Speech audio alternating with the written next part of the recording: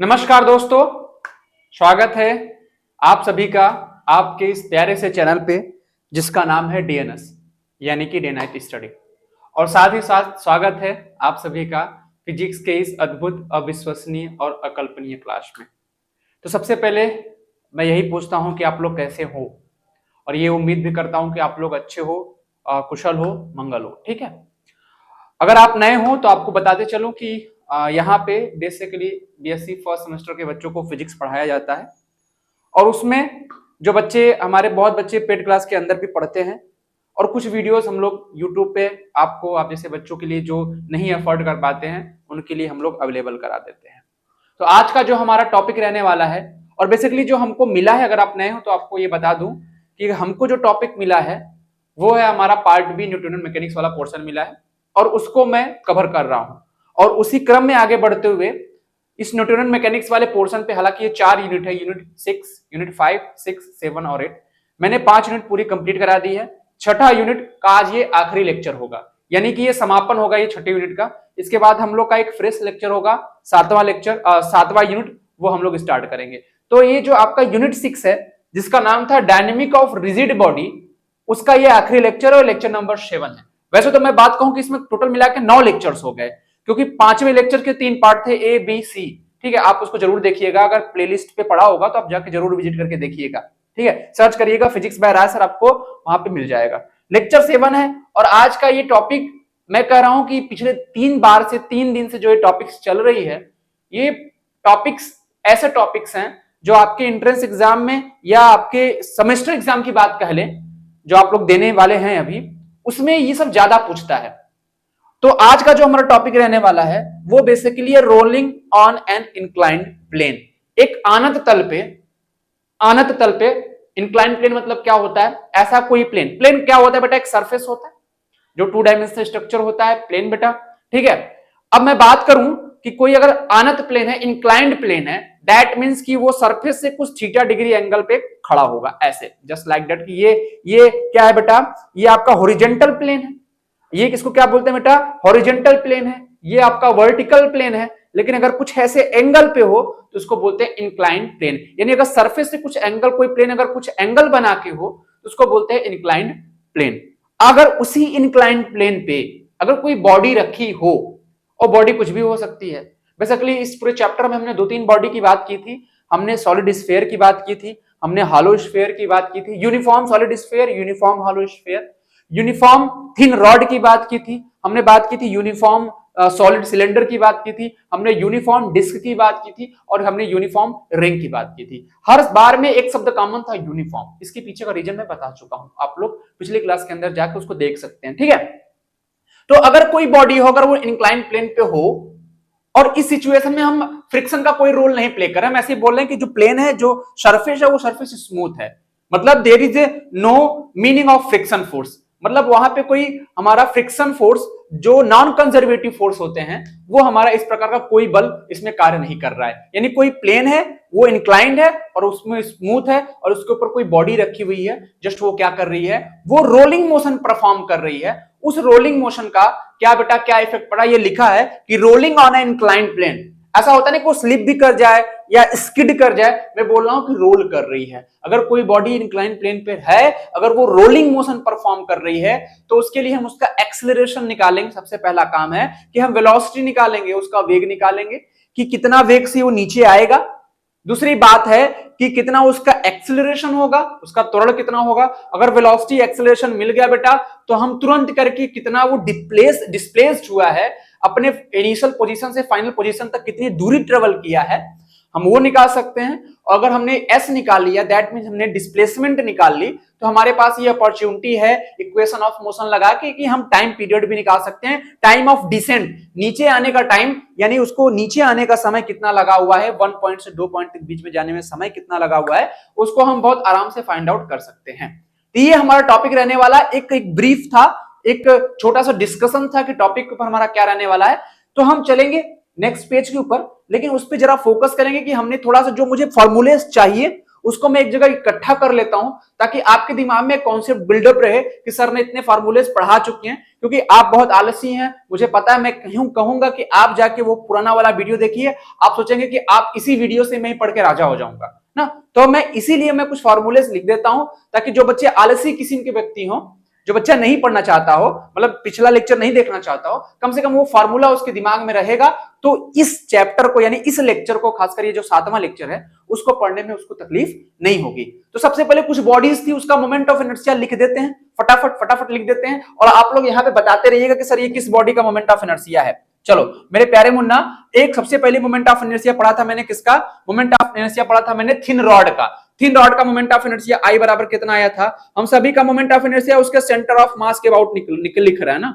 हम क्या लिख रहे हैं? जितने भी बॉडीज का मोमेंट ऑफ इनर्शिया लिख रहे हैं, सबका बॉडी का moment of inertia centre of mass के लॉन्ग लिख रहे हैं। तो यहाँ पे क्या हो, यहाँ पे लिख दो MI, यानी कि मोमेंट ऑफ इनर्शिया अबाउट क्या बेटा? अबाउट CM, यानी सेंटर ऑफ COM, यानी सेंटर ऑफ मास ना। ये जो पहली बॉडी आई है, ये किसका है बेटा? ये यूनिफॉर्म रॉड का है ना। हमने यूनिफॉर्म नहीं लिखा है क्योंकि ज्यादा हम लिखने नहीं चाह रहे, तो ये यूनिफॉर्म रॉड का है, ठीक है। दूसरा जो हमारी बॉडी है बेटा, उसका मोमेंट ऑफ इनर्शिया आता है I बराबर, आप ये देख के बताएंगे, I बराबर, अगर हम अब देखो, हम लैमिना की बात नहीं करते, अगर लैमिना की बात करते हैं तो उसका भी कितना आता है बेटा? M/12, ब्रैकेट के अंदर कितना होता है बेटा? L square length square plus breadth square, इसकी लंबाई का स्क्वायर प्लस चौड़ाई का स्क्वायर। ये किसके लिए था बेटा? रेक्टेंगुलर लैमिना के लिए। कैसा था बेटा? रेक्टेंगुलर लैमिना के लिए ना, ठीक है। अब बात करते हैं तीसरी बॉडी थी बेटा, उसका मोमेंट ऑफ इनर्शिया हम लोगों ने कैलकुलेट किया था I बराबर, जो उसके सेंटर ऑफ मास के लॉन्ग मोमेंट ऑफ इनर्शिया था, I बराबर mr स्क्वायर था। ये तो पता है ना बेटा, ये खूबसूरत सा रिजल्ट आता है, ये मोमेंट ऑफ इनर्शिया होता है रिंग का, ठीक है। यानी कोई वलय होता है, उसका मोमेंट ऑफ इनर्शिया आता है। चौथी जो बॉडी थी बेटा, उसका मोमेंट ऑफ इनर्शिया हम लोगों ने कैलकुलेट किया था, ये आया था कितना? सेंटर ऑफ मास के लॉन्ग mr स्क्वायर बाई 2। और ये कह दिया कि बेटा ये डिस्क था, यूनिफॉर्म डिस्क था। हम बार बार यूनिफॉर्म नहीं लिख रहे हैं, जितने भी बॉडीज हैं सारे ये यूनिफॉर्म है, ठीक है। ये थोड़ा सा इसे खचा गया इसी में, मतलब जो भी बोलो उसमें डबल मतलब 2 बार लिखा गया, इसको फिर से हम लिख देते हैं, ये mr स्क्वायर हो गया ना। हमारे भोजपुरी वाले बच्चे, बिहार वाले बच्चे बोलते हैं खचा गया है ना, तो उसी में 2 बार खचा गया था, ठीक है। तो उसको मैंने इरेज कर दिया, अपनी भी आदत वही हो गई है, ठीक है। आप जैसे बच्चे होते हैं तो वो बिगाड़ देते हैं सारी आदत, ठीक है। तो ये बेटा क्या हो गया? ये अभी ऊपर गया था ना, बहुत दिक्कत होती है यार, कभी कभी इन सब बोर्ड से डील करना होता है, ठीक है। अपना सबसे अच्छा क्या होता है ना, व्हाइट बोर्ड होता है, जो हमारा ब्लैक बोर्ड होता है वो चॉक होता है, सबसे अच्छा काम होता है। I बराबर mr स्क्वायर, ये डिस्क का मोमेंट ऑफ इनर्शिया होता है। अगला जो मोमेंट ऑफ इनर्शिया आता है बेटा, वो एक सॉलिड स्फीयर का होता है। सॉलिड स्फीयर का, आप यहाँ पे सिलेंडर का भी मोमेंट ऑफ इनर्शिया लिखते हैं, सिलेंडर का भी मोमेंट ऑफ इनर्शिया कितना आता है बेटा? mr square by 2। जो डिस्क का मोमेंट ऑफ इनर्शिया आता है, वही सिलेंडर का भी मोमेंट ऑफ इनर्शिया आता है। जो सिलेंडर की एक्सिस वाली जो एक्सिस जो बीचों बीच चीरते हुए जाती है ना सिलेंडर को, उसके बाद moment of inertia mr square by 2 आता है। ये कोई यूनिफॉर्म सिलेंडर है, ठीक है, यूनिफॉर्म सिलेंडर है, ये मैंने बात की थी। और लास्ट में अगर हम बात करें, हमने लास्ट में 2 और रिजल्ट निकलवाए थे। I बराबर कितना था बेटा? I बराबर हमारा आया था 2/5 mr स्क्वायर। ये हमारा सॉलिड स्फीयर का मोमेंट ऑफ इनर्शिया था, यूनिफॉर्म सॉलिड स्फीयर का, ठीक है। और लास्ट में हमारा कितना आया था? हॉलो स्फीयर का मोमेंट ऑफ इनर्शिया I बराबर उसके सेंटर ऑफ मास के अलॉन्ग I बराबर 2/3 mr स्क्वायर आया था बेटा, ये हॉलो स्फीयर का मोमेंट ऑफ इनर्शिया था। और लास्ट में मैंने किसका निकलवाया था? लास्ट में मैंने निकलवा दिया था आपका कोन का, रेक्टेंगुलर कोन, राइट सर्कुलर रेक्टेंगुलर कोन का मैंने मोमेंट ऑफ इनर्शिया। तो वो जरूरी नहीं है, वो चाहते तो आप यहाँ पे ऐसे लिख भी सकते थे कि उसका जो मोमेंट ऑफ इनर्शिया आया था I बराबर 3/10 m बेटा r स्क्वायर। ये कितना था बेटा?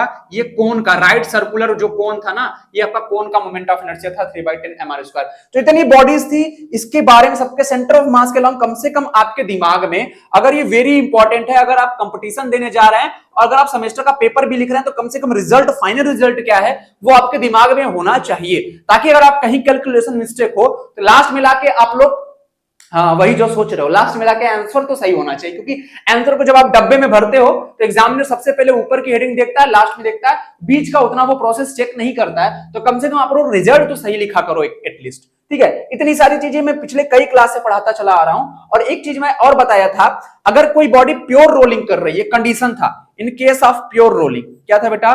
प्योर रोलिंग का केस क्या था? प्योर रोलिंग को ही हम क्या बोलते थे?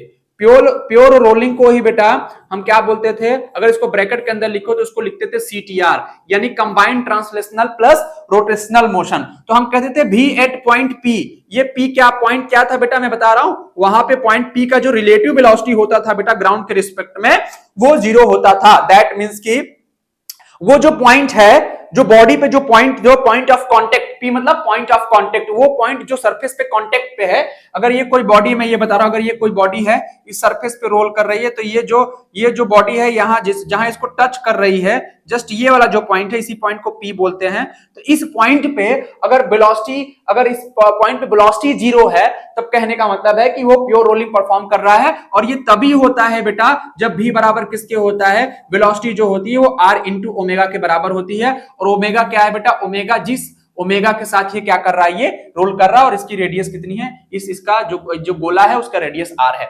ये बॉडी थी, उसका रेडियस R था। तो ये प्योर रोलिंग का केस है। और इसी के केस में, हमारा प्योर रोलिंग केस में कंबाइंड ट्रांसलेशनल प्लस रोटेशनल कहते हैं। जब body combined translational plus rotational करती है तो उसकी दोनों में, क्योंकि वो क्या कर रहा है बेटा, अगर कोई बॉडी प्योर रोलिंग कर रही है दैट मीन वो CTR कर रही है, combined translational plus rotational motion कर रही है, दैट मीन उसके पास दोनों प्रकार की ऊर्जा है। कौन प्रकार की, उसकी ट्रांसलेशनल काइनेटिक एनर्जी प्लस उसकी रोटेशनल काइनेटिक एनर्जी। अगर हम दोनों को जोड़ देते हैं तो दोनों के लिए एनर्जी कितनी आती है बेटा, ये आती है कुछ इस तरीके से, हाफ mv स्क्वायर ब्रैकेट के अंदर 1 plus k square by r square, शायद यही आती थी ना। कैसे आती थी बेटा, आप लोग सभी लोग जानते थे, आप सभी लोग, आपको सभी लोग को पता था कि ये हमारा E equal to half mv square और ब्रैकेट के अंदर 1 plus k square by r square वाला जो टर्म है, ये हमारा एनर्जी का आ गया। ठीक है, तो ये हमारा क्या हो गया बेटा, combined translational plus rotational motion में जो हमारी एनर्जी आती है वो हमारी आ गई। ये हमारा इंपॉर्टेंट फार्मूला पिछले क्लास के अंदर आया था। दैट मींस कि अगर कोई बॉडी परफॉर्म कर रही है, अगर CTR परफॉर्म कर रही है, ये कंडीशन फॉलो हो रहा, तो दो चीजों पे डिपेंड कर रही है। एक तो अगर मास फिक्स हो जाएगा, तो अगर किसी बॉडी का मान लो 2 किलो का अगर कोई गोला ले लो, सॉलिड स्फीयर ले लो, कोई 2 किलो का ही हॉलो स्फीयर ले लो, 2 किलो का ही सिलेंडर ले लो, या 2 किलो का रिंग ले लो, कहने का मतलब अगर तुमने मास को फिक्स कर दिया, दैट मींस अगर तुमने मास को फिक्स कर दिया और वेलोसिटी अगर दोनों की सेम है, सेम वेलोसिटी से नीचे आ रहे हैं, इसका मतलब वो किस पे डिपेंड कर रहा है, उसके रेडियस ऑफ गायरेशन पे, जो उसकी घूर्णन की त्रिज्या होगी, रेडियस ऑफ जाइरेशन जिसको बोलते हैं बेटा, उस बात पे वो निर्भर करती है। यानी के जो आता था, हाँ, के को कैसे डिफाइन करते थे, हम कहते थे जो भी बॉडी का अगर तुमको रेडियस ऑफ गायरेशन निकालना हो, उस बॉडी के मोमेंट ऑफ इनर्शिया को mk स्क्वायर के बराबर कर दो। अगर किसी बॉडी का रेडियस ऑफ गायरेशन पता करना है तो उस बॉडी का मोमेंट ऑफ इनर्शिया जो भी होगा, उसका वो moment of inertia about the centre के अलाउंड जो भी बॉडी का हमको के निकालना है, रेडियस ऑफ गायरेशन निकालना है, उसके बराबर कर दो, वहां से के की वैल्यू फाइंड आउट कर लो, तो उसका रेडियस ऑफ गायरेशन मिल जाएगा। तो ये हमारा प्योर रोलिंग का केस था। ये हम क्या कर रहे थे, ये हम यहां से पढ़े हुए थे। ठीक है, अगर कोई बॉडी, देखो अगर कोई बॉडी, यहां से कुछ इंपॉर्टेंट पॉइंट लिख दे रहे हैं, अगर कोई बॉडी क्या परफॉर्म कर रही है, अगर कोई बॉडी केवल ट्रांसलेशनल मोशन परफॉर्म कर रही है, क्या कर रही है बेटा, अगर कोई बॉडी केवल टीएम परफॉर्म कर रही है, ट्रांसलेशनल मोशन परफॉर्म कर रही है ना, ठीक है, मैं यहां पे लिख दे रहा हूं, ट्रांसलेशनल मोशन परफॉर्म कर रही है, तो उसकी काइनेटिक एनर्जी कितनी आती है बेटा, उसकी एनर्जी जो आती है, केवल ट्रांसलेशनल मोशन परफॉर्म कर रही है तो उसकी एनर्जी कितनी आती है बेटा, उसकी एनर्जी, ये इरेज नहीं हो रहा, ठीक है, मैं लिख दे रहा हूं, उसकी एनर्जी जब ट्रांसलेशनल मोशन कोई बॉडी परफॉर्म करती है तो उसकी जो एनर्जी आती है, मैं यहाँ पे ई से ही लिख रहा हूं, ठीक है, ई बराबर कितना आता है, ई बराबर आता है हाफ, अगर उसका मास m है, अगर v वेलोसिटी से ट्रांसलेट कर रहा है, यानी स्थानांतरित गति कर रहा है, तो उसकी जो एनर्जी आएगी हाफ mv स्क्वायर के बराबर आ जाएगी।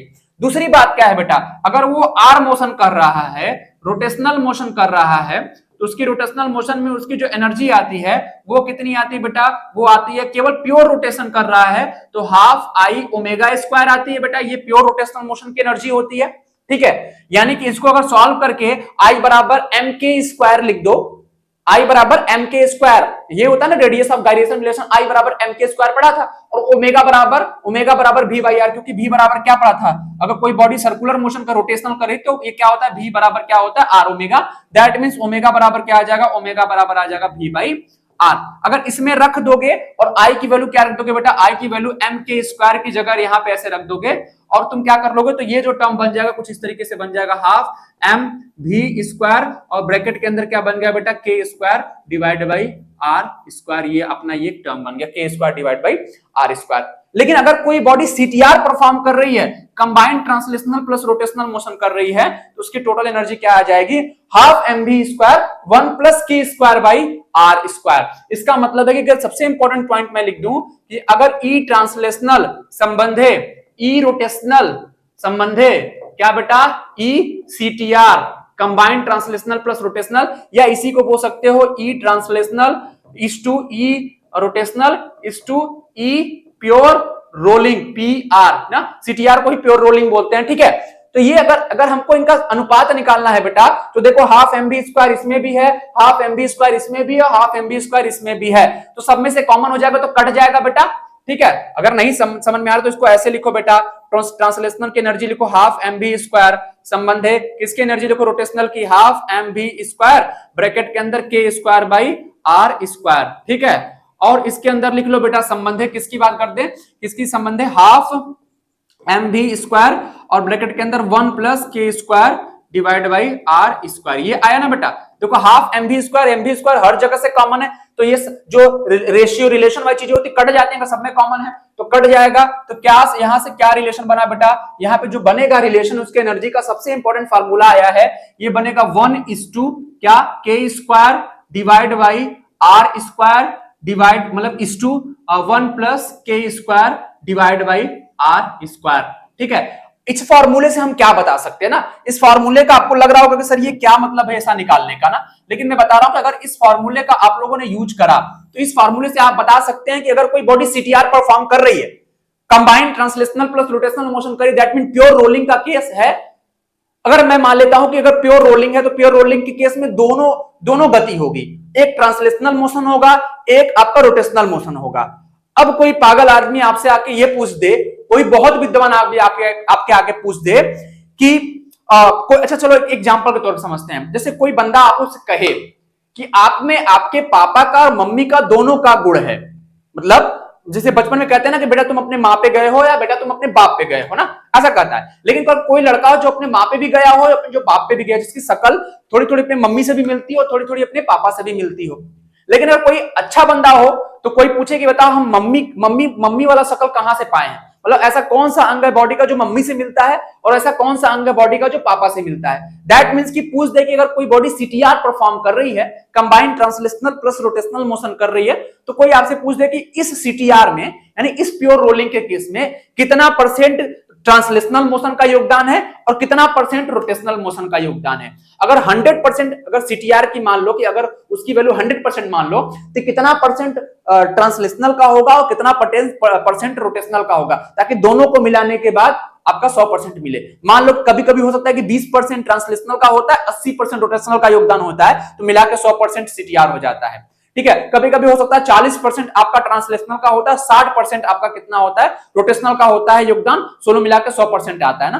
तो हमको कभी कभी पूछ देता है कितना परसेंट, कोई वो डिपेंड करता है ना, वो किस पे डिपेंड करेगा बेटा, वो के पे डिपेंड करेगा। अगर सेम रेडियस का डिफरेंट बॉडीज हो, अगर सेम रेडियस का कोई बॉडीज हो, अगर मैं पूछूं कि अगर कोई आर रेडियस फिक्स कर दो कोई एक बॉडी हो, अगर मैं पूछ दूं कि अगर वो सीटीआर परफॉर्म कर रहा है तो उसके ट्रांसलेशन जब आपको हॉलो सिलेंडर दे दिया, हॉलो स्फीयर दे दिया, सॉलिड सिलेंडर दे, सॉलिड स्फीयर दे दिया, ठीक है, आपका रिंग दे दिया, आपका डिस्क दे दिया, पूछ दिया कि अगर कोई डिस्क ही अगर सीटीआर परफॉर्म कर रही है या फिर कोई रिंग सीटीआर परफॉर्म कर रहा है, तो उस रिंग के सीटीआर परफॉर्मेंस में कितना परसेंट उसकी ट्रांसलेशनल काइनेटिक एनर्जी और कितना परसेंट रोटेशनल काइनेटिक एनर्जी है, अगर 100% को टोटल एनर्जी माने तो, ठीक है। तो इसी तरीके से हम इस चीज को निकाल सकते हैं, वो आगे आने वाले सेशन में, मतलब आगे आने वाले इसी लेक्चर में हम डिस्कशन करेंगे, लेकिन ये रिलेशन आपको पता होना चाहिए, ठीक है। और के की वैल्यू कैसे निकली, के की वैल्यू आप लोग निकालना समझा है, ठीक है। अब आप हेडिंग डाल सकते हैं क्या, मोशन ऑन इंक्लाइंड प्लेन, ठीक है, यानी कि rolling motion on inclined plane, जो भी हमारे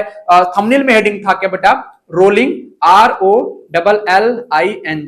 rolling on an inclined plane, rolling on an inclined plane. शायद मैं स्पेलिंग सही लिख लूं, हाँ सही है, कोई बात नहीं, आज बहुत अच्छा स्पेलिंग लिख रहे हैं, चलो कोई बात नहीं है।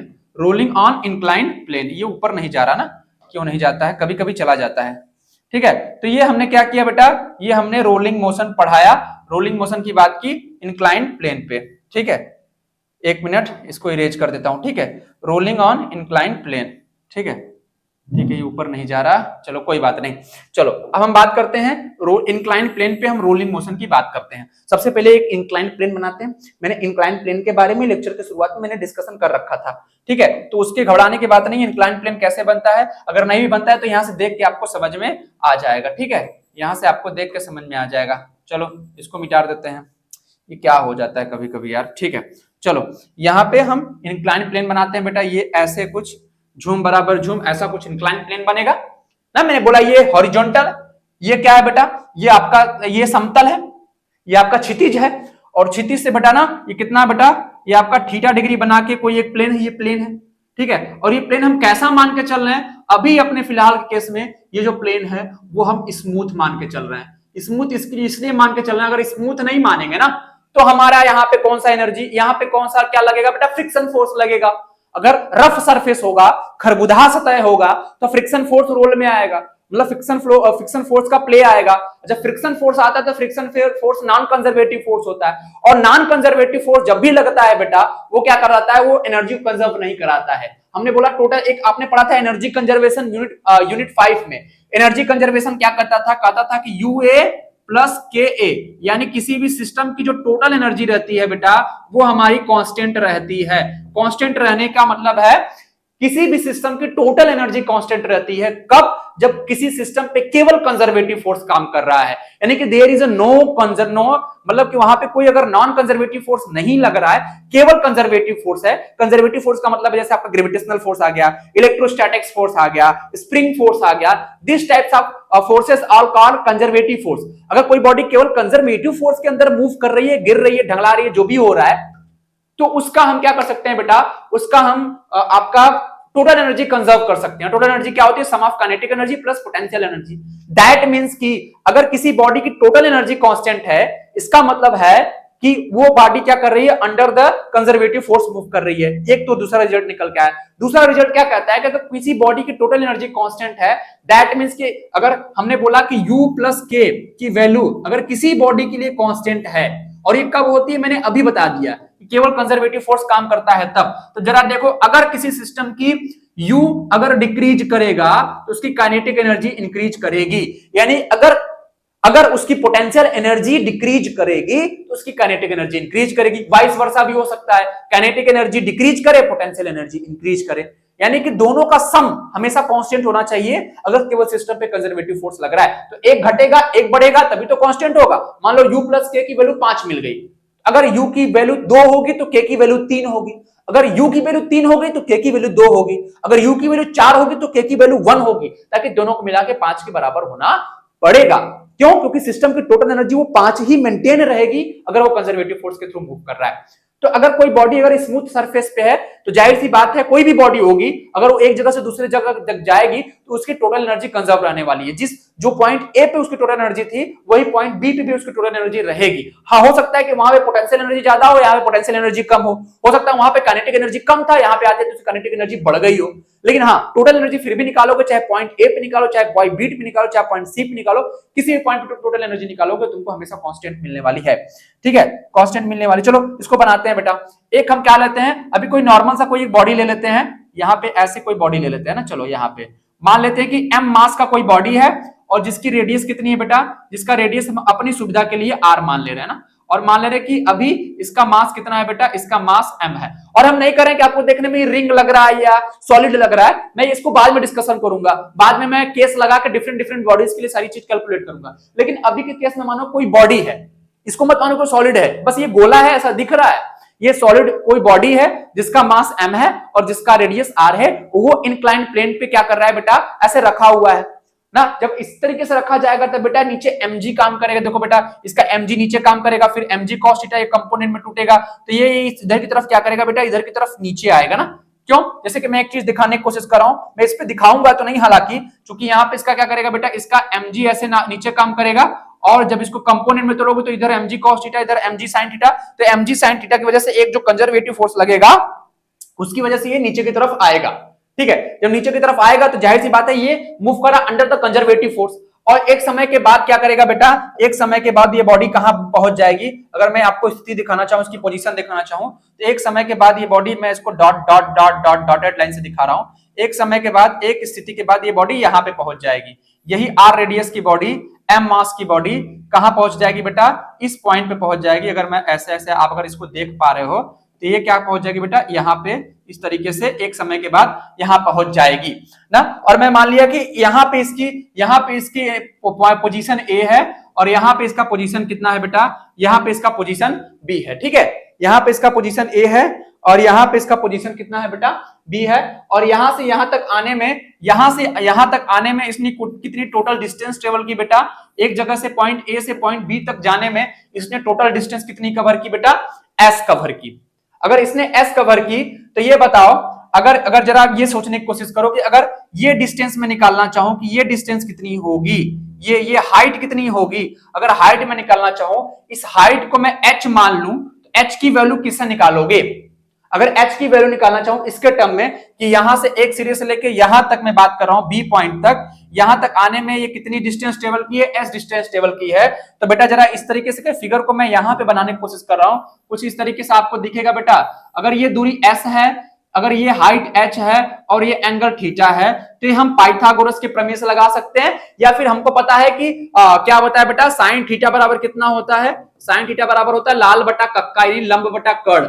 और यूपी बोर्ड वाले, सीबीएसई बोर्ड वाले बच्चे क्या बोलते हैं बेटा, परपेंडिकुलर, पंडित बद्रीनाथ पांडे बटा हर हर भोला, यानी P बाई एच, यानी परपेंडिकुलर बाई हाइपोटेनस, कर्ण को हाइपोटेनस बोलते हैं। ठीक है, वो महाभारत वाला कर्ण नहीं है। ठीक है, अब यहां से बेटा अगर यहां से निकालना चाहो तो साइन थीटा की वैल्यू, साइन थीटा बराबर कितना आ जाएगा, साइन थीटा बराबर लंब कितना है बेटा, h, यही हमको निकालना है, और कर्ण कितना है बेटा, यानी हाइपोटेनस, ये कैपिटल एस है, और यही हमको निकालना है, यानी h की वैल्यू इन टर्म ऑफ क्या निकालनी है, h की वैल्यू इन टर्म ऑफ आपका साइन थीटा के टर्म में आ जाएगा। तो यहां से जो आपकी वैल्यू आ जाएगी, h बराबर कितना आ जाएगा, h बराबर capital S small sine theta, ऐसे आ जाएगा। ये h की वैल्यू आ जाएगी, हम s ही रखेंगे, h ही की वैल्यू रखेंगे नॉर्मली, लेकिन जब हमको पुट करना होगा तो हमको इस तरीके से हम इसको यूटिलाइज कर लेंगे ना। ठीक है, अब चूंकि ये बॉडी क्या कर रही है, चूंकि ये body under the conservative force move कर रही है, दैट मींस कि अगर ये बॉडी कंजर्वेटिव फोर्स के अंदर मूव कर रही है, तब यहां पे लिखोगे चूंकि, जो भी जैसे चूंकि की जो भी साइन हो, ऐसे इसलिए शायद उल्टा होता है, चूंकि हमारा क्या लिखोगे, the body is moving under the conservative force, that means it's total energy U plus के विल रिमेन बी कांस्टेंट। इसका मतलब है कि उसकी टोटल एनर्जी क्या रहने वाली है, कांस्टेंट रहने वाली है। अगर ऐसा हुआ चूंकि हो चुका है, क्योंकि वो बॉडी किसके अंदर मूव कर रही है, वो बॉडी मूव कर रही है अंडर द कंजर्वेटिव फोर्स। अब चूंकि ये हो चुका है, तो इसका मतलब है कि यहां पे जो भी इसकी पोटेंशियल एनर्जी होगी नीचे आने पे उसकी पोटेंशियल एनर्जी क्या करेगी बेटा, उसकी पोटेंशियल एनर्जी क्या करेगी, आपकी लॉस होगी, उसका पोटेंशियल एनर्जी में लॉस होगी। अगर यहाँ पे h हाइट, उसकी पोटेंशियल एनर्जी h है जो भी होगी, अगर मैं सरफेस पे, क्योंकि पोटेंशियल एनर्जी लिखते समय एक रेफरेंस पॉइंट लेते हैं, मैंने बताया था, तो मैं मान रहा हूं कि सरफेस पे पोटेंशियल एनर्जी, यहाँ पे पोटेंशियल एनर्जी 0 है, तो यहाँ पे h हाइट पे पोटेंशियल एनर्जी कितनी हो जाएगी बेटा, h हाइट पे पोटेंशियल एनर्जी होती है mg, और हाइट से मल्टीप्लाई कर देते हैं h। तो यहाँ पे पोटेंशियल एनर्जी जो भी होगी, जैसे जैसे नीचे आएगी उसकी पोटेंशियल एनर्जी, हाइट घटेगा तो पोटेंशियल एनर्जी घटेगी, दैट मींस काइनेटिक एनर्जी बढ़ने वाली है। इसका मतलब है कि यहाँ पे लिख सकते हो लॉस इन, यहाँ पे लिखोगे loss in potential energy is equal to gain in, क्या हो जाएगा बेटा, गेन इन काइनेटिक एनर्जी। ऐसा होना भी चाहिए बेटा, अगर पोटेंशियल एनर्जी भी लॉस हो तो काइनेटिक एनर्जी भी गेन होना चाहिए, ताकि दोनों मिला के कांस्टेंट हो। और मैं कह रहा हूं कि ये बॉडी कैसे आ रही है बेटा, ये बॉडी स्किड करके नहीं आ रही है, बॉडी स्लिप करके नहीं आ रही है, ट्रांसलेट भी नहीं कर, रोटेट भी नहीं कर रही है, ये बॉडी कैसी मोशन परफॉर्म कर रही है बेटा, ये जो बॉडी मोशन परफॉर्म कर रही है इसको बोलते हैं प्योर रोलिंग मोशन परफॉर्म कर रही है। यानी ये ऐसे ऐसे घूमते घूमते ओमेगा एंगुलर वेलोसिटी के साथ घूमते घूमते आगे की तरफ भी आ रही है।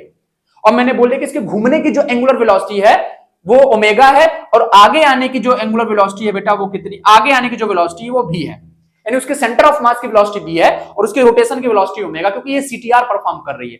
और सीटीआर में हमको ओमेगा भी चाहिए होता है, किस ओमेगा के साथ वो घूम रही है और किस लीनियर वेलोसिटी के साथ वो आगे बढ़ रही है, यानी v और ओमेगा, v उसकी लीनियर वेलोसिटी, ट्रांसलेशनल की वेलोसिटी, और ओमेगा उसकी रोटेशनल की वेलोसिटी, और दोनों मिला दिए तो सीटीआर हो गया। ठीक है, तो ओमेगा एंगुलर वेलोसिटी और v लीनियर वेलोसिटी के साथ घूमते हुए सीटीआर परफॉर्म करते हुए रोल करके ए बी से बी तक पहुंच गई। इसका मतलब है कि ये जो पॉइंट ए से बी तक ना, वो कहां होगा, from A to B, from A to B, जो उसकी टोटल एनर्जी होगी वो ए से बी तक क्या हो जाएगी बेटा, ए से बी तक कांस्टेंट रहने वाली है। यानी कि यहाँ पे जो धीरे धीरे नीचे आएगा उसकी पोटेंशियल एनर्जी में लॉस होगा और उसकी काइनेटिक एनर्जी, क्योंकि धीरे धीरे नीचे अपने वेलोसिटी कुछ गेन कर लेगा, वेलोसिटी बढ़ेगी, काइनेटिक एनर्जी बढ़ जाएगी। ठीक है, तो यहाँ पे कितना बेटा लॉस इन पोटेंशियल एनर्जी कितना होगा बेटा, पोटेंशियल एनर्जी कितना लॉस होगा, जितनी हाइट पे आएगा, हम h हाइट पे मांग रहे हैं, तो लॉस इन पोटेंशियल एनर्जी कितनी हो जाएगी बेटा, वो हो जाएगी mgh, और h की जगह हम लोगों ने s sin थीटा हम लिख सकते हैं, जब हमारा मन करेगा तब हम इसको लिख सकते हैं। ठीक है, और गेन इन काइनेटिक एनर्जी बेटा, किस प्रकार की एनर्जी ये लेके आएगा बेटा, इसमें दो प्रकार की एनर्जी, क्योंकि ये प्योर रोलिंग कर रहा है, CTR परफॉर्म कर रहा है, दैट मींस इसके पास ट्रांसलेशनल का भी एनर्जी होगा और इसके पास रोटेशनल का भी एनर्जी होगा। और जब बॉडी CTR परफॉर्म करती है, रोलिंग परफॉर्म करती है, तो उसकी जो एनर्जी होती है, टोटल एनर्जी को हम लिखते हैं क्या बेटा, half mv square 1 plus k square 1 plus k square by r square. तो ये क्या लिख देंगे बेटा, इसको लिख देंगे, देखो इसको लिख देंगे हाफ mv स्क्वायर और ब्रैकेट के अंदर 1 plus k square divide by क्या आ जाएगा बेटा, k square divide by r square. ये हम अभी निकाल चुके हैं। तो काइनेटिक एनर्जी इतनी आ गई और loss in potential energy mgh आ गया। अब यहां से बेटा सबसे पहला काम हमको वेलोसिटी निकालना होता है। तो वेलोसिटी निकालोगे तो इसका ये m से m इधर इधर खच्चम खच कैंसिल हो जाएगा और आपका 2gh divide by under root में divide by 1 plus k square by r square equal to v square आ जाएगा। दैट मींस आपका नेक्स्ट पेज पे यहां से क्या आ जाएगा बेटा, यहां से आपका किसकी वैल्यू मिली, यहां से v स्क्वायर की वैल्यू मिली, कितनी, v स्क्वायर की वैल्यू मिली 2gh, और h की वैल्यू हम लोग याद रखना है, h बराबर कैप बड़ा वाला s sin थीटा आता है। ठीक है, 2gh 1 plus k square divide by आपका क्या आ जाएगा, डिवाइड बाई r स्क्वायर। ये हमारा आ गया। दैट मींस यहां से वेलोसिटी की जो वैल्यू आ गई वो आ जाएगी अंडर रूट में 2gh upon 1 plus k square divide by r square. एक तो ये फार्मूला बन गया, ठीक है, एक ये फार्मूला बन गया। और यहां पे देख लो कि वेलोसिटी जो होगी वो मास पे डिपेंड नहीं कर रही है, कहीं भी मास का रोल प्ले आ रहा, मास है ही नहीं, तो मास जाए भाड़ में ना। किस पे डिपेंड कर रही है बेटा, डिपेंड कर रही है कितनी हाइट से आ रही है और इसका रेडियस ऑफ गायरेशन कितना है। अगर सेम रेडियस का हम गोला ले लें और अगर सिलेंडर ले लें और अगर रिंग ले लें, तो डिफरेंट बॉडीज का डिफरेंट शेप होता है और शेप की वजह से उसका रेडियस ऑफ गायरेशन अलग अलग आता है, और रेडियस ऑफ गायरेशन अलग होने की वजह से आपका भी अलग अलग हो जाएगा सब वेलोसिटी का। ये भी निकल गया। या इस फार्मूले को एक तरीके से और लिख सकते हैं, v बराबर, अगर इस फार्मूले को इस तरीके से भी लिख सकते हैं, ब्रैकेट के अंदर 2gh की जगह कैपिटल S sin थीटा ना, और यस क्या है बेटा, ये दूरी है जो बॉल रोल करके आई है इंक्लाइन प्लेन पे, वो दूरी है, divide by 1 plus k square upon r square. ये हमारा इसके टर्म में भी हमारा रिजल्ट हमको याद रखना होगा। ठीक है, अगर हमको ये v मिल गया तो बेटा हम एक्सेलरेशन निकाल सकते हैं। पूछो कैसे इक्वेशन ऑफ मोशन लगा के। अगर कोई बॉडी के ऊपर कोई कंजर्वेटिव फोर्स, कोई नॉन कंजर्वेटिव फोर्स नहीं काम कर रहा, कोई एक्सटर्नल फोर्स नहीं काम कर रहा है, दैट मींस उसका एक्सेलरेशन कांस्टेंट रहने वाला है, एक्सेलरेशन चेंज नहीं होगा। और जब एक्सेलरेशन कांस्टेंट होगा दैट मींस उस बॉडी का इक्वेशन ऑफ मोशन हम लगा सकते हैं, और हम गति के समीकरण से लिखेंगे v स्क्वायर बराबर u स्क्वायर प्लस 2as। यहां से क्या लिखेंगे, v स्क्वायर बराबर u स्क्वायर प्लस 2as। हमको क्या निकालना है बेटा, हमको एक्सेलरेशन निकालना है। क्या निकालना है, एक्सेलरेशन निकालना है। तो v स्क्वायर की वैल्यू हमको पता है 2g ना, क्या है बेटा, v स्क्वायर की वैल्यू पता है 2g, और h की जगह हम रख सकते हैं capital S small sine theta, मतलब sine theta upon 1 plus k square divide by r square. ये इसकी वैल्यू आ जाएगी बराबर u स्क्वायर इनिशियल वेलोसिटी है, जो भी बॉडी होगी उसकी 0 होगी, 0 plus 2 times of a acceleration निकालना है, और ये डिस्टेंस जो मूव किया है वो कैपिटल S मूव किया है, तो S लिख दिया बेटा। तो देखो 0 से कोई मतलब नहीं है, तो 0 को तो हम इरेज ही कर सकते हैं, चाहे 0 में जोड़ो घटाओ कोई फर्क नहीं पड़ने वाला है। तो ये क्या हो जाएगा, ये हमारा इधर से देखो, इधर से हमारा S से S हमारा क्या हो जाएगा, कैंसिल हो जाएगा। ठीक है, और S से N कैंसिल, और ये हमारा 2 से 2 भी कैंसिल। तो क्या बना बेटा, एक्सेलरेशन जो बना वो बना g sin थीटा, क्या बना, g sin theta upon 1 plus k square divide by r square. यानी एक्सेलरेशन किन किन बातों पे डिपेंड नहीं कर रही है, चलो वेलोसिटी तो हाइट पे भी डिपेंड कर रही थी, लेकिन एक्सेलरेशन बेटा हाइट पे भी डिपेंड नहीं कर रही है। एक्सेलरेशन किस पे डिपेंड कर रही है, एक्सेलरेशन डिपेंड कर रही है केवल एंगल पे, इंक्लाइन प्लेन कितने एंगल पे है बेटा, और दूसरी बात है कि वो रेडियस ऑफ गायरेशन कितना है, डिफरेंट शेप के लिए डिफरेंट रेडियस ऑफ गायरेशन होता है। चलो यहाँ पे आ गया, ठीक है। इसको थोड़ा सा हम इधर लिख लेते हैं, थोड़ा सा ज्यादा दूर हो गया ना, ठीक है। मैं इधर लिख देता हूँ, फिर से इसको बना तो चुका हूँ 2as, अब यस से एस कट गया, ठीक है, ऐसे लिख देना, एस से एस कट गया तो उधर जगह मिल जाएगा। अब a मिल गया बेटा, जब a मिल गया तो हम क्या लगा सकते हैं, अब जब एक्सीलरेशन कांस्टेंट हो तो एक और समीकरण लगा लो, दूसरा वाला s बराबर ut plus half at square, ठीक है, from the equation of motion, second equation of motion, ठीक है। जब एक्सीलरेशन कांस्टेंट होता है तभी हम लगा पाते हैं, दिमाग में रखना। s बराबर क्या आ गया बेटा, s बराबर ut plus half at square, और हमको चाहिए t, कितना समय लगा है a पॉइंट से b पॉइंट तक आने में, उसको बोलते हैं टाइम ऑफ डिसेंट। मैंने मान लिया कि t समय लगा है, तो इस s की जगह तो हम कैपिटल S रखते हैं, बड़ा वाला, क्योंकि ये दूरी ट्रेवल्ड है, ठीक है। ये वाला टर्म जीरो हो जाएगा, क्यों, क्योंकि इनिशियल वेलोसिटी जीरो है। हाफ एक्सेलरेशन कितना है, एक्सेलरेशन अभी हम लोगों ने निकाला g sin theta upon 1 plus k square, right, divide by r square. तो यहां से क्या रख सकते हो बेटा, यहां से रख सकते हो g sin theta divide by 1 plus k square divide by r square, ठीक है। और ये ब्रैकेट के अंदर यहाँ पे t स्क्वायर, ठीक है, ये टर्म तो आ गया। अच्छा, यहाँ पे s, यहाँ पे जो s है वो s की वैल्यू हम कैसे कैलकुलेट कर सकते हैं ना, जैसे मैंने पहले ही यहाँ पे लिखा था, क्योंकि हम लोगों ने क्या लिखा था, s बराबर कितना आया था हमारा, h बराबर s sin थीटा आया था, कितना, h बराबर कैपिटल S sin थीटा ना। ये यहां से हम s की वैल्यू निकाल सकते हैं, कैपिटल S की value h upon sin theta. बोलो ये कर सकते हैं ना, बिल्कुल कर सकते हैं, हमने को कोई दिक्कत नहीं है। यहां से s की वैल्यू क्या कर सकते हैं बेटा, s की value h upon sin theta लिख सकते हैं, तो लिख दो, क्या दिक्कत है। जैसे मैंने यहां से कैलकुलेट कर रखा, सारी चीज कैलकुलेटेड है, ठीक है। यहां पे हम लिख दें तो यहां से क्या आ जाएगा बेटा, यहां से s की value h upon sin theta, h upon sin theta is equal to क्या आया, इज इक्वल टू आया 1/2 g sin theta divide by 1 plus k square upon r square, ठीक है। और इधर क्या आ जाएगा बेटा, इधर t स्क्वायर, ठीक है। चलो इधर कैलकुलेट मल्टीप्लाई कर दो तो क्या आ जाएगा बेटा, इधर 2h और नीचे g sin स्क्वायर थीटा, इधर इस टर्म को पूरा नीचे वाला ऊपर मल्टीप्लाई कर दो तो आ जाएगा 2h और ब्रैकेट के अंदर 1 plus k square divide by r square, ये तो ऊपर मल्टीप्लाई कर दिया, ठीक है। 2h और ये वाला टर्म पूरा मल्टीप्लाई कर दिया, नीचे कितना आया, नीचे आया आपका इधर ये वाला टर्म g sin थीटा और ये g sin theta square, g sin square theta, ये वाला टर्म आ गया।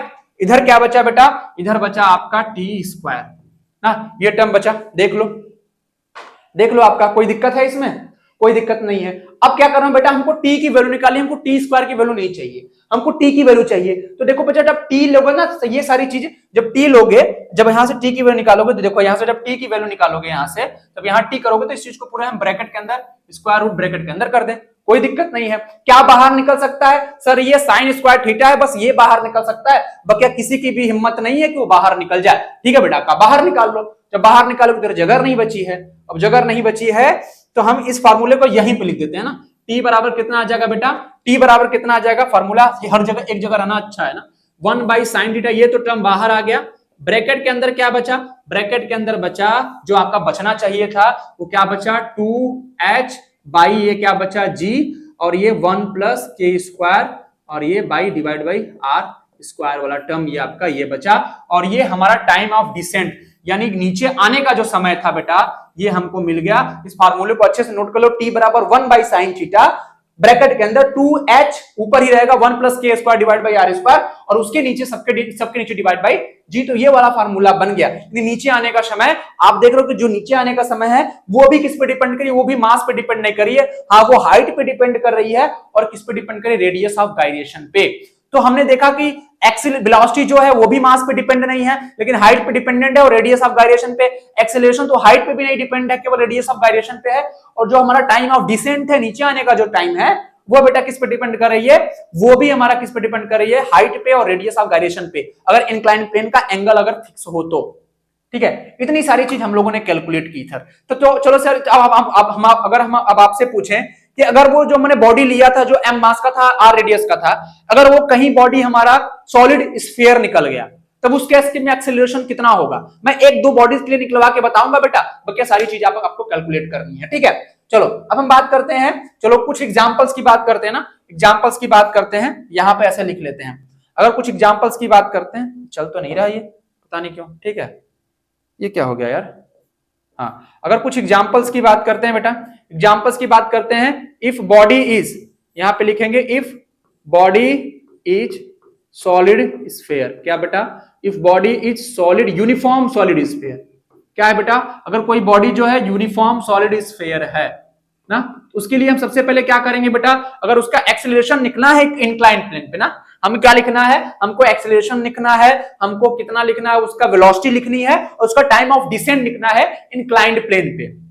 क्या लिखना है, डिफरेंट डिफरेंट बॉडीज के लिए हमें वेलोसिटी, ऊपर हेडिंग लिख लीजिएगा, velocity, acceleration and time of descent. यहां क्या क्या निकालना है, यहां हमको v निकालना है, यहां पे हमको a निकालना है, और ये हमको t निकालना है, ठीक है, on an inclined plane, on an inclined plane for different bodies, for different,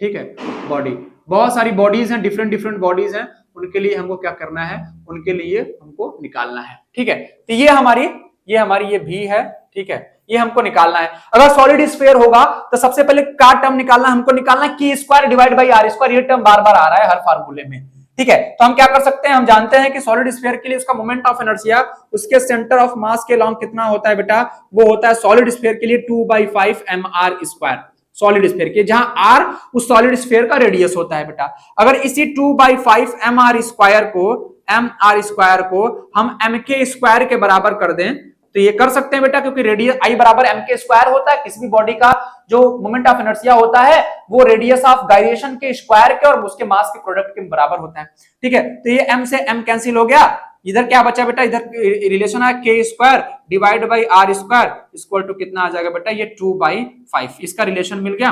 अब आप एक्सेलरेशन वाले फार्मूले रख दो, एक्सेलरेशन बराबर क्या आया था, एक्सेलरेशन बराबर आया था g sin थीटा, कितना आया था, g sin theta divide by 1 plus k square upon R square, K square divide by are square, यही शायद फार्मूला आया था एक्सेलरेशन का, g sin theta upon 1 plus k square by are square, ठीक है। तो यहाँ पे k square divide by are square की वैल्यू अगर 2/5 रख दोगे, एक्सेलरेशन कितना आ जाएगा बेटा, इसका एक्सेलरेशन आ जाएगा g a बराबर कितना आ जाएगा, a बराबर कितना आ जाएगा, ये चेंज क्यों नहीं हुआ, a बराबर कितना आ जाएगा इसका, g sin थीटा और डिवाइड बाई क्या हो जाएगा बेटा, 1 प्लस 2/5। अगर ये 2/5 है, 5 1 का 5, 5 2 7, 7 और 5 ऊपर चला गया तो 5g sin थीटा बाई 7, तो कितना आ जाएगा बेटा, ये कितना आ जाएगा इसका answer, 5g sin theta divide by 7, ठीक है। ये हमारा इसका आ गया acceleration 5g sin theta. g की वैल्यू आपको पता है 10 होती है, अप्रॉक्स 10 होती है, 9.8 मीटर पर सेकंड स्क्वायर होती है, आपको g की वैल्यू रख दोगे, ठीक है। उसके बाद अगर एंगल दिया होगा इंक्लाइन प्लेन, अगर 30 degree 60 degree different different angle के लिए, वो आपकी वैल्यू एक्सेलरेशन डिफरेंट डिफरेंट होगी, ठीक है। अगर आपको एक्सेलरेशन मिल गया तो आप टाइम ऑफ डिसेंट निकाल सकते हैं, टाइम ऑफ डिसेंट नीचे आने का समय कितना लेगा, 1/sin थीटा, ये हमारा फार्मूला होता है, ब्रैकेट के अंदर कितना होता है बेटा, 2h ना, क्या होता है बेटा, फार्मूला देख लेते हैं, ब्रैकेट के अंदर क्या था, 2h डिवाइड बाई g, यानी 2h और इसके अंदर 1 plus k square divide by are square, और ये इसके नीचे डिवाइड बाई अपना क्या आया था, g आया था, कुछ ऐसा फार्मूला आया था, ठीक है। तो टाइम ऑफ डिसेंट निकाल लो, टाइम ऑफ डिसेंट निकाल लो बेटा, देखो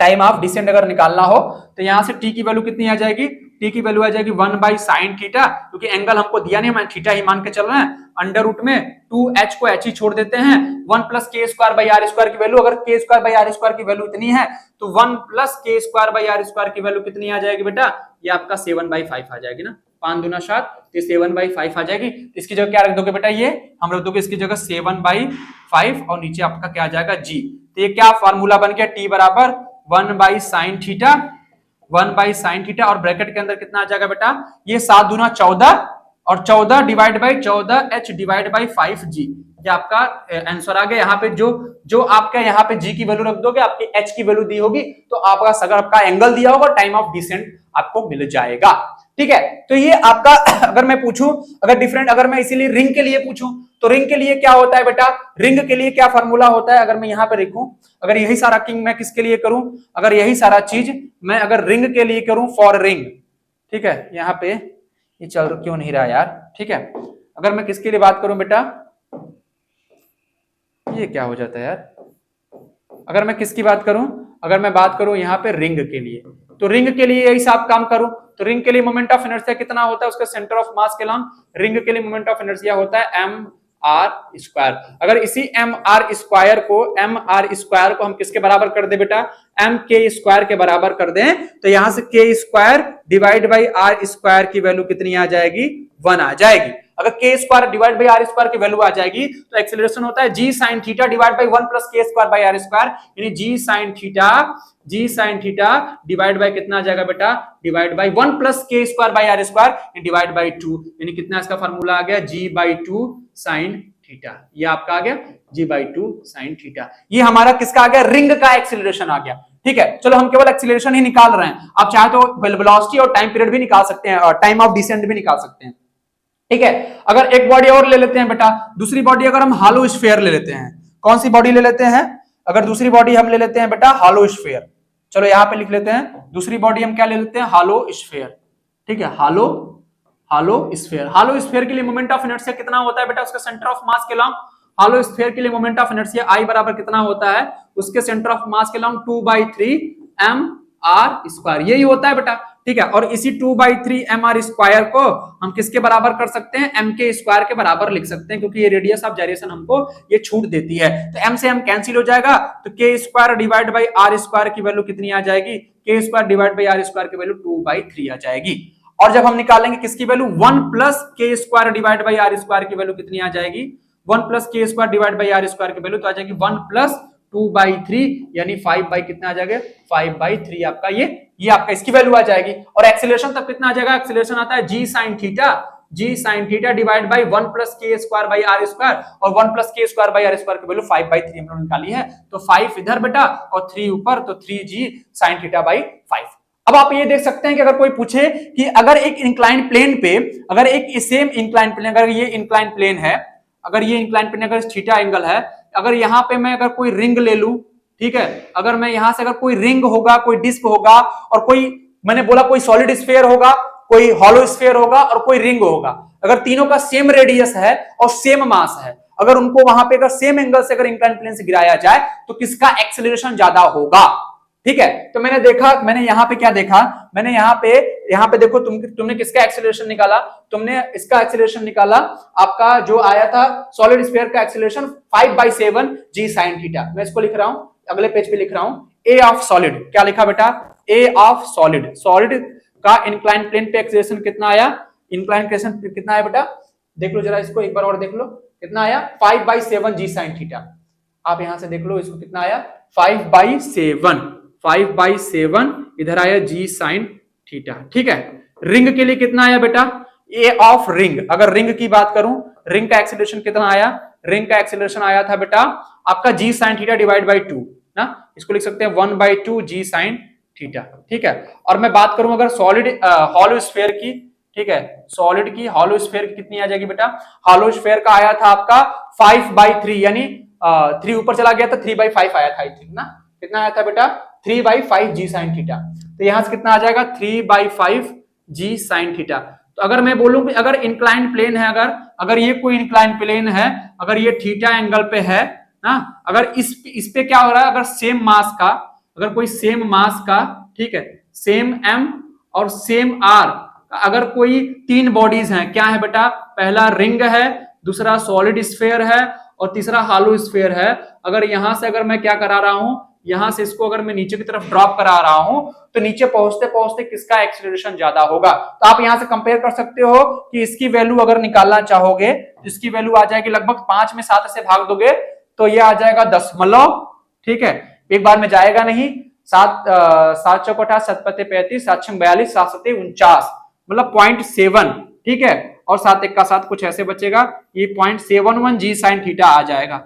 ठीक है, इसकी वैल्यू निकालोगे तो ये 0.5 जी साइन थीटा आ जाएगा, कितना 0.5 जी साइन थीटा, और इसको कैलकुलेट करोगे बेटा तो ये आ जाएगा दशमलव बढ़ा के 5 6 30, यानी 0.6 जी साइन थीटा, यहां से जी मिट गया है, जी साइन थीटा।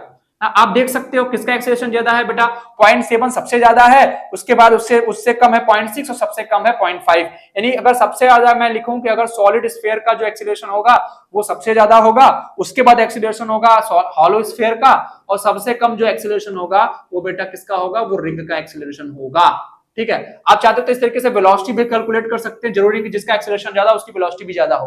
आप फार्मूले से कैलकुलेट करके आप निकाल सकते हैं, वो जो अंडर रूट में था उससे करके आप लोग चीजें निकाल सकते हैं। तो ये हमारी वैल्यू आई, ये हमको मिल गई। ये सारी चीजें यहां से आप लोगों ने देख लिया, सबसे ज्यादा सॉलिड स्फीयर का, फिर हॉलो स्फीयर का, और सबसे कम हमारा एक्सीलरेशन रिंग का होगा। आपको क्या दे सकता है, सिलेंडर भी दे सकता है, जो भी आपकी बॉडी दे देगी। आप इस तरीके से आप क्या कर सकते हो, आप इस तरीके से एग्जाम में आपके क्वेश्चंस पूछे जाते हैं, कंपटीशन एग्जाम में भी, आपके जो आपके सेमेस्टर्स एग्जाम होते हैं बेटा उसमें भी पूछे जाते हैं। ठीक है, अगर ये यहां से चल के यहां आएगा तो पूछेगा कि एक्सीलरेशन किसका ज्यादा होगा, और यहाँ पे आने पे अगर इसका एक्सीलरेशन मैं बोल रहा हूँ कि एक्सीलरेशन ये है, एक्सीलरेशन किसका ज्यादा होगा, ये एक्सीलरेशन में रिलेशन पूछा था। ठीक है, एक फार्मूला और निकाला था, लास्ट टॉपिक ऊपर बात करते हैं। और मैं होमवर्क के ऊपर दे रहा हूं कि मैं होमवर्क आप लोग को दे रहा हूं कि आप लोग 3 बॉडीज पे कंपेयर करिएगा। आप लोग क्या करिएगा, आप लोग डिस्क ले लीजिएगा, डिस्क ले लीजिएगा, और आप लोग रिंग ले लीजिएगा, और आप लोग का एक और बॉडी ले रहा हूं मैं, क्या, सॉलिड सिलेंडर, क्या, सॉलिड सिलेंडर। ये 3 बॉडी मैं आपको दे रहा हूं, तीनों का पूछेगा कि तीनों का एक्सीलरेशन सबसे ज्यादा किसका होगा। अगर वो रोलिंग मोशन कर रहे हैं इंक्लाइन प्लेन पे, तो इनके एक्सीलरेशन का ऑर्डर क्या होगा, किसका एक्सीलरेशन ज्यादा होगा, किसका एक्सीलरेशन कम होगा। ये होमवर्क के तौर पे मैं आप लोग को दे रहा हूं। और लास्ट टॉपिक की बात करते हैं। मैंने ये निकाला था कि ई ऑफ ट्रांसलेशनल संबंधे ई ऑफ रोटेशनल संबंधे ई ऑफ ये आपका प्योर रोलिंग यानी CTR, इसकी वैल्यू कितनी आई थी, अगर इसको 1:k² डिवाइड बाई r², और ये कितना आया था बेटा 1+k² डिवाइड बाई ये r² आपकी वैल्यू आई थी ना। अगर मैं कहूं कि अब जो बॉडी है, ये जो बॉडी है जो CTR परफॉर्म कर रही है, अगर वो बॉडी हमारी क्या हो जाएगी, वो बॉडी मैंने क्या ले लिया, वो बॉडी मैंने ले लिया हॉलो स्फीयर। चलो मैं बॉडी क्या ले लेता हूं, if body is hollow sphere, if body, मैं किसकी बात करता हूं यार, ठीक है, यहां पे इसका कलर चेंज कर लेता हूं। ठीक है, ये लास्ट पॉइंट भी है। If body is hollow sphere, अगर बॉडी क्या है, हॉलो स्फीयर है, तो उसके हॉलो स्फीयर के लिए क्या होता है moment of inertia, hollow sphere के लिए I बराबर होता है 2/3 mr², और उसी को हम किसके बराबर कर देते हैं, उसी को mk² के बराबर कर देते हैं। दैट मींस उसके लिए k²/r² की वैल्यू कितनी आ जाती है, k²/r² की वैल्यू आ जाती है 2/3। ठीक है, यहां से अगर यहां पे 1 ही रहने दो, 1 संबंध है, ये हो जाएगा k²/r² 2/3 संबंध है, यहाँ पे कितना आ जाएगा 1+k² डिवाइड बाई r², यानी 1+2/3 यानी कितना आ जाएगा बेटा, ये 5/3। आप इसको एलसीएम लेके सॉल्व कर सकते हैं, कितना आ जाएगा, 3 हर जगह से कॉमन है, तो 3 संबंधे 2 संबंधे कितना आ जाएगा 5। ठीक है, अगर मैं इसको लास्ट वाले को प्योर रोटेशनल को 100% बनाना है बेटा, तो हमको 20% से तीनों साइड मल्टीप्लाई कर दें। भाई अगर तीनों क्या है बेटा, संबंधे है, एक संबंधे 2, 1:2, 2:3, तो अगर तीनों में कोई कॉमन चीज कर देंगे तो कोई फर्क तो पड़ने वाला नहीं है। अगर ये सारा मल्टीप्लीकेशन तीनों साइड में, जो यहाँ का टर्म मैं यहाँ लिखने की कोशिश कर रहा हूं, अगर तीनों साइड में मैं 20-20 से मल्टीप्लाई कर दूं तो ये आ जाएगा 60। ठीक है, ये संबंधे 20% उसमें मल्टीप्लाई करेंगे तो 40, और ये कितना आ जाएगा बेटा, ये हमारा कितना आ जाएगा 100% ना। आप यहां से देख सकते हैं, अगर ये बात करें परसेंटेज की, ठीक है, तो ये क्या करें, अगर मैं बात करूं कि अगर कोई बॉडी, अगर मैं इसको अच्छे से लिख ले रहा हूं, फिर से ये शायद अच्छे से नहीं लिखा है ना, ठीक है, तो इसको मैं इरेज करके अच्छे से लिखने की कोशिश कर रहा हूं, तो क्या आ जाएगा बेटा, ये दूसरे कलर से लिख रहा हूं, ये क्या आ जाएगा बेटा, ये 60%। ठीक है, यहां से देखो ये क्या आ जाएगा, ये 60% संबंधे, ये आ जाएगा कितना, 20 का मल्टीप्लाई करेंगे तो 40% संबंधे, कितना आ जाएगा बेटा, ये 100% ना।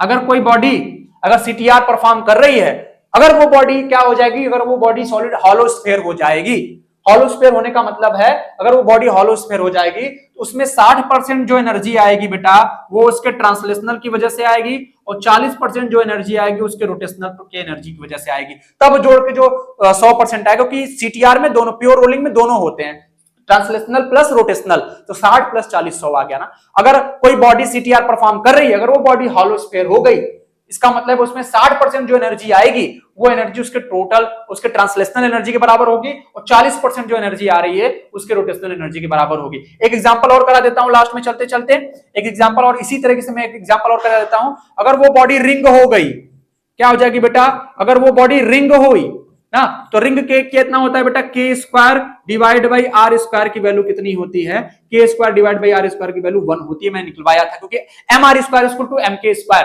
उसकी वैल्यू 1 होगी। दैट मींस अगर रिंग हुआ तो हमारा जो संबंधी आता है ई ट्रांसलेशनल संबंध है, ई रोटेशनल, और रेस टू ई हमारा क्या हो जाएगा, प्योर रोलिंग यानी CTR।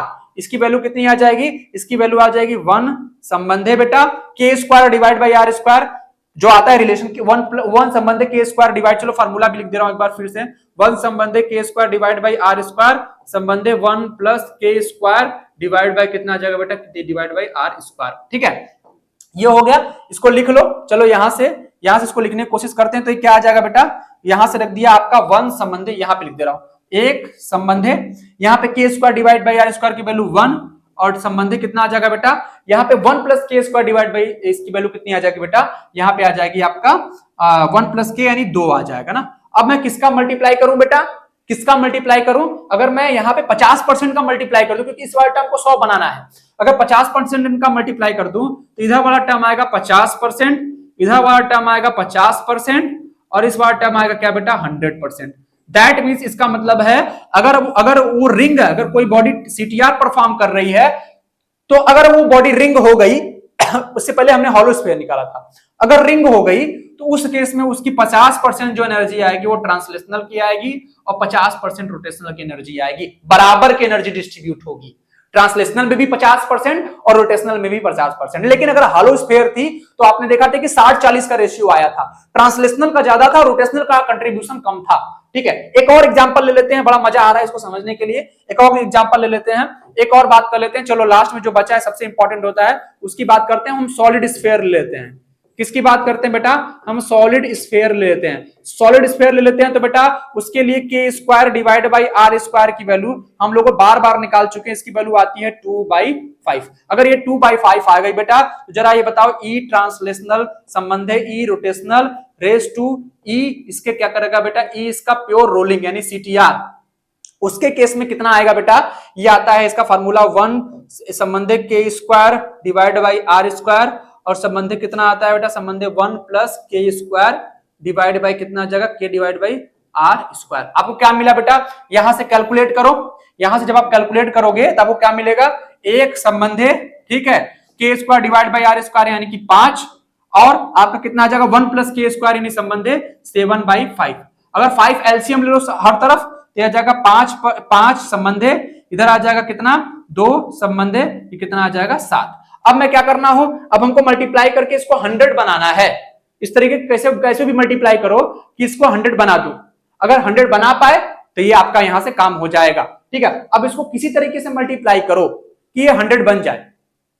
ठीक है, अब आप वो आपका काम है कि आप उसको कैसे इस तरीके की इसको कैसे आप 100% बनाते हो। ठीक है, जैसे इसको 100% बना लोगे इस वाले टर्म को, कि साथ में कितने परसेंट से मल्टीप्लाई करूं कि लगभग वो 100% के बराबर हो जाए, लगभग। तो हमको लगता है कि अगर आप इसमें आप 10 से 70 12 6 1284 लगभग 7 1 का 7 2 9 14 14 7 98 7 4 28 14 दशमलव समथिंग, अगर आप 14 के आसपास का मल्टीप्लाई करेंगे 14.5 के आसपास, तो ये लगभग अपना कितना हो जाएगा 14 5 76 14 9 28। तो इस तरीके कुछ रिलेशन आपका मिल जाएगा, क्योंकि ये पूरा अप्रॉक्स 100% बनेगा नहीं।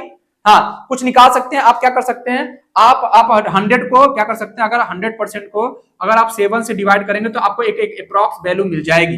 कितनी मिल जाएगी, 7 1 का 7, और कितना बन गया बेटा, ये 3 बन गया, 0 बन गया, ये क्या हो जाएगा 7 चौक 28। ठीक है, यहाँ पे कितना बन गया बेटा, यहाँ पे 2 बन गया, दशमलव लगाया, 0 बढ़ाया, 7 दूना कितना बन गया बेटा, 7 दूना 14, यहाँ पे 6, और यहाँ पे 0 बढ़ाया, यहाँ पे 0 लगाया बेटा, तो 7 6 7 7 8 56। ठीक है बेटा, ये आ गया 7 8 56। अभी भी क्या क्या शेषफल बचेगा, यानी कि इसका मतलब है कि अप्रॉक्स हम क्या करते हैं, अप्रॉक्स हम इसको अगर 100% बनाना तो 4.30 से मल्टीप्लाई कर दें, तो ये अगर 4.30 से मल्टीप्लाई कर दें तो ये लगभग अप्रॉक्स 100% के बराबर हो जाएगा। ठीक है, तो इधर कितना बचेगा बेटा, अप्रॉक्स 100% के बराबर हो जाएगा।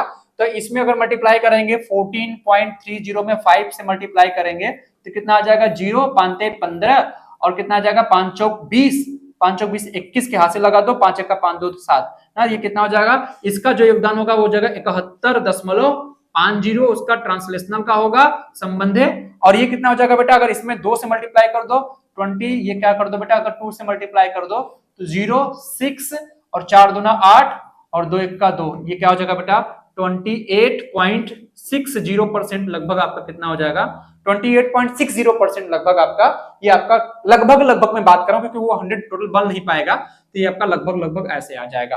तो लगभग आपका इतना कि लगभग 71-72% आपका क्या हो जाएगा बेटा, ट्रांसलेशनल का, लगभग 28% रोटेशनल का और 100% आपका टोटल एनर्जी हो जाएगी। ठीक है, तो इस तरीके से आप क्या कर सकते हैं, इस तरीके से आप डिफरेंट बॉडीज के लिए कितना उनका कंट्रीब्यूशन है, अगर वो सीटीआर परफॉर्म कर रही हैं, और सीटीआर के लिए आपका ये मस्ट होना चाहिए कि आपका वहां पे कांटेक्ट पॉइंट पे, जो वहां पे आपका जो कांटेक्ट पॉइंट है वहां पे रिलेटिव मोशन 0 होना चाहिए। ठीक है, लास्ट में, ठीक है, चलते चलते कि हमारे यहाँ, जैसा कि हर बार कहते हैं कि हमारे यहाँ बीएससी फर्स्ट सेमेस्टर और थर्ड सेमेस्टर क्लास चलाई जाती है, जिसमें नवोद्भव 3.0 बैच का नाम है। आप डीएनएस एजुकेयर ऐप डाउनलोड करके वहां पे जब सर्च करेंगे तो आपको इस नाम से मिलेगा, जहां पे हम लोग basically BSc math, biology, agriculture और बीकॉम क्लासेस चलाते हैं। कोर्स का फीचर क्या है कि लाइव रिकॉर्डेड लेक्चर्स आपको मिल जाते हैं, लाइव डाउट सेशन आपको दिया जाता है, क्लास नोट्स प्रोवाइड कराया जाता है, आपका उसका पीडीएफ दिया जाता है, PYQ भी कराया जाता है सोल्यूशन के साथ, मॉडल सैंपल पेपर आपको दिए जाते हैं, और लास्ट में जो सबसे एग्जाम्पल है, लास्ट बट नॉट लीस्ट, कि स्पेशल गाइडेंस टिल एग्जाम तक आपको स्पेशल गाइडेंस दिया जाता है। कोर्स का ड्यूरेशन आपको मिल जाता है 5 मंथ के लिए, और वैलिडिटी आप 1 साल तक रख के, यानी 1 साल तक आपके ऐप पास रहेगा वो, आप उसको पढ़ने के पर्पज से, एंट्रेंस के पर्पज से भी यूटिलाइज कर सकते हैं, क्योंकि हमारे यहाँ जो फैकल्टी है वो उस तरीके से पढ़ाती है कि आपको केवल आपका सेमेस्टर एग्जाम के साथ ही साथ आपका जो आने वाले आपके एंट्रेंस एग्जाम वो भी टारगेट हो जाना है। बोलते हैं ना, एक के साधे सब सधे। ठीक है, तो ये बोलते हैं कि अब आप डीएनएस एजुकेयर हेल्पलाइन नंबर है 6387986764, एनी टाइम कोशिश करिएगा कि 10 to 5 PM तक आप कॉल करिएगा, 10 AM to 5 PM तक। उसके बीच में अगर ना कॉल रिसीव हो तो आप मैसेज, टेक्स्ट मैसेज, जैसा भी आप चाहें आप वाया संपर्क कर सकते हैं। उसके थ्रू आप यहाँ पे आप अपना जो भी क्वेरी होगी, जो भी जानकारी होगी, दिल इच्छा होगी, जिज्ञासा होगी, आप यहाँ पे अपनी मिटा सकते हैं। और सबसे लास्ट बात की, अगर कुछ नहीं तो आप कम से कम अपने मोबाइल में डीएनएस एजुकेयर ऐप डाउनलोड कर लीजिए, वहां पे कुछ आपके डेमो वीडियोस पड़े हुए हैं, आप वहां से डेमोस वीडियो देख लीजिए, फिर एनालिसिस कर लीजिए कि क्या दूसरों से क्या अंतर है, यहाँ किस तरीके से पढ़ाया जाता है, क्योंकि यहाँ जब भी पढ़ाया जाएगा सारी चीजों का निचोड़ आपको दिया जाएगा। ठीक है, दैट्स ऑल अबाउट द ये लास्ट क्लास था आज के इस यूनिट 6 का। अब अगला जो क्लास चलेगा वो आपका यूनिट 7 का चलने वाला है। तो चलते चलते वही कहूंगा, लाइक, शेयर और सब्सक्राइब कर दीजिएगा अगर आपने कर रखा है। तो अगर आपके पास और सारे फ्रेंड्स लोग हैं, अगर उन्होंने नहीं करा है तो उनके डिवाइस से सब्सक्राइब कर सकते हैं, बहुत सारे डिवाइसेस हैं उनसे आप सब्सक्राइब कर सकते हैं। और सबसे जरूरी बात कि बेल आइकन को जरूर प्रेस करिए, क्योंकि जैसे ही वीडियोस आते हैं आपको नोटिफिकेशन नहीं मिल पाता है, फिर आप इतने भीड़ में आप वीडियोस, क्योंकि एक चैनल पे तकरीबन हर दिन कम से कम 20-25 वीडियोस जा रहे हैं, तो आपको नहीं मिल पाता है वो वीडियोस कहाँ मिलेंगे, फिर आप परेशान होते हैं, फिर आप टीचर के पास कॉल करते हैं, टीचर भी बिजी रहता है, वो उतना रिस्पॉन्स नहीं कर पाता है। ठीक है, तो इन सब छोटी छोटी बातों का, तो ये अपने से अवेयरनेस होनी चाहिए, अपने से जागरूकता होनी चाहिए कि बेल आइकन प्रेस होता ना चाहिए, ताकि आपका नोटिफिकेशन उस वीडियो का जो भी है आपके थ्रू बहुत जल्दी पहुंचता रहे। और अच्छा है, आप लोग एक परिवार है, परिवार के थ्रू जुड़ते जाइए और लोगों को भी आप लोग ज्वाइन कराइए।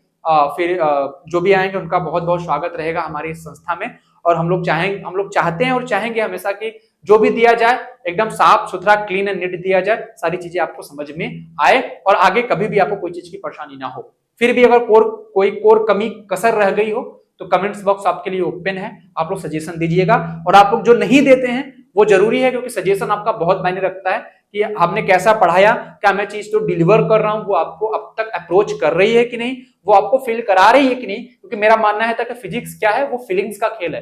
अगर मैं फिजिक्स को फील नहीं कर पाया तो मेरा पढ़ने का मतलब नहीं हुआ फिजिक्स। ठीक है, तो आपका वो कमेंट्स मेरे लिए बहुत जरूरी हो जाता है कि आप मुझे बताएंगे नहीं कि सर कैसा चल रहा है, क्या कुछ संशोधन करने की जरूरत है, because nobody is perfect. Perfect कोई नहीं है इस संसार में। लोग क्या करते हैं, निरंतर अभ्यास के थ्रू ही प्रैक्टिस मेक मैन बेटर। ठीक है, तो बेटर तो अभी नहीं हूं, लेकिन गुड के रास्ते पे हूं। ठीक है, मैंने गुड से निकला हुआ है, बेस्ट और बेस्ट से बेटर होना है, तो अभी गुड से बेस्ट तक का रास्ता मैं सफर कर रहा हूं। जैसे बेस्ट पे पहुंच जाऊंगा, जैसे बेटर पे पहुंचूंगा, बेटर के बाद दी बेस्ट हमको होना है। ठीक है, तो वो हमको थोड़ा लॉन्ग जर्नी है, लेकिन वो आपके सजेशन से ही होने वाला है। ठीक है, तो पढ़ते रहिए, मुस्कुराते रहिए, और कोई भी प्रॉब्लम हो तो आप, अगर फिजिक्स से रिलेटेड प्रॉब्लम हो तो आप हमारा नंबर लेके, either you are in my paid class, either you and my YouTube subscriber, या मेरा बोल सकते हैं कि मेरे यूट्यूब के बच्चे हैं आप, डजंट मैटर, आपको पढ़ना है, मुझे फिजिक्स पढ़ाना है, आप किसी भी वाया आके हमसे ज्वाइन हो सकते हैं। आप नंबर ले सकते हैं, आप जब भी मांगेंगे आपको नंबर प्रोवाइड करा दिया जाएगा। आप हमसे अपने क्वेश्चंस जो भी हो, अपनी क्वेरी जो भी हो, एटलीस्ट वो हमसे शेयर कर सकते हैं, क्योंकि वो जरूरी बनता है आपके लिए। ठीक है, जब तक आपके दिली इच्छा, मन की तृप्ति नहीं शांत होती है ना, वो जो अंदर से थर्स्टी रहती है, वो अगर प्यास नहीं बुझती है तो फिर मजा नहीं आता है, फिर वो दिमाग में गलत कॉन्सेप्ट जाता है, फिर दिक्कत होती है। ठीक है, तो मिलते रहिएगा, हम भी मिलेंगे आपसे। बेशक ये आखिरी क्लास नहीं है, 7th यूनिट बहुत जल्दी लेके हम आएंगे। तब तक के लिए अपना ख्याल रखिए, अपने घर वालों का ख्याल रखिए और हंसते रहिए, मुस्कुराते रहिए। फिर मिलेंगे। जय हिंद।